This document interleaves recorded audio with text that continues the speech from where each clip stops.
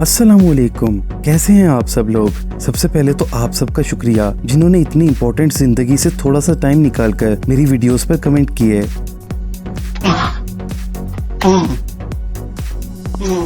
आप सबके कमेंट्स पढ़कर बहुत खुशी हुई। इतनी खुशी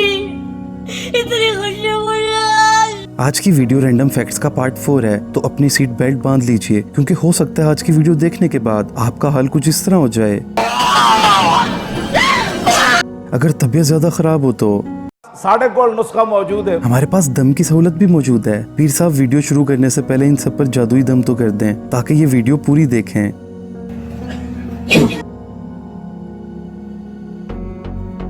चलें आज की वीडियो को स्टार्ट करते हैं। आप सब लोगों को सन ग्लासेस का तो पता ही होगा। कुछ लोग धूप से बचने के लिए लगाते हैं और कुछ हीरो दिखने के लिए। लेकिन सन ग्लासेस असल में इसलिए बनाई गई थी ताकि जज इन्हें लगा लें और अदालत में मुल्जिम जज के एक्सप्रेशन ना देख पाए। वाह भाई क्या बात है, मुल्जिम जज के एक्सप्रेशन भी ना देख पाए। नहीं मतलब कुछ भी। भाई फिर ऐसा करो, ग्लासेस क्यों लगा रहे हो? जज को मुकम्मल बुर्खा पहनाकर बिठा दो, क्योंकि हो सकता है कल को मुल्जिम बोले मुझे जज से शर्म भी आ रही है।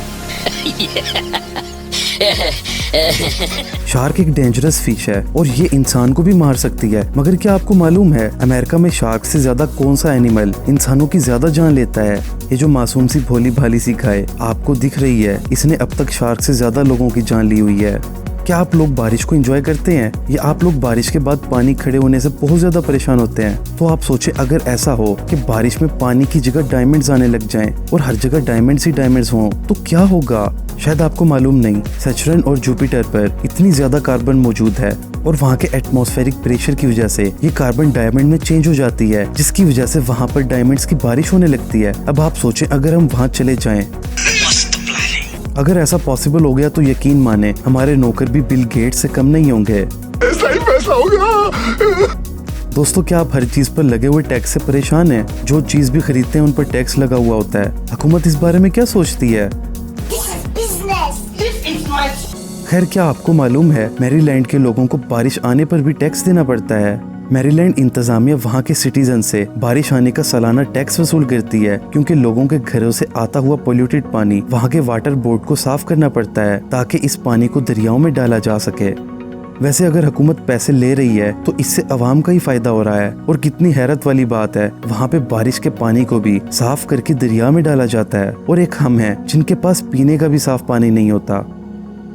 पानी नहीं मिलता, सारी रात पानी के लिए परेशान, सर में दर्द होगी। हमारी हुकूमत टैक्स तो कनाडा की तरह वसूल करती है और सहूलियात बिल्कुल युगांडा की तरह देती है। ये बिक गई है गवर्नमेंट, अब गवर्नमेंट में कुछ नहीं है। क्या आपको मालूम है इटली में एक ऐसी फैमिली है जिसे पेन फील नहीं होता? मतलब इस फैमिली को आज तक किसी भी तरह का पेन फील नहीं हुआ। नॉर्थ कोरिया में टीचर्स अपने स्टूडेंट्स को अकॉर्डियन बजाकर सुनाते हैं और नॉर्थ कोरिया में टीचिंग की जॉब हासिल करने के लिए आपको अकॉर्डियन बजाने का भी टेस्ट पास करना पड़ता है। क्या बात है, वैसे टीचर्स बच्चों के लिए म्यूजिक प्ले करते हैं और यहाँ पर कुछ ये हल किया जाता है बच्चों का। आपने ये तो सुना होगा कि जरूरत के वक्त हमें चीजें इंपोर्ट करनी पड़ती हैं, लेकिन क्या आपको मालूम है नीदरलैंड ऐसा मुल्क है जो पूरी दुनिया से कैदियों को इंपोर्ट करता है।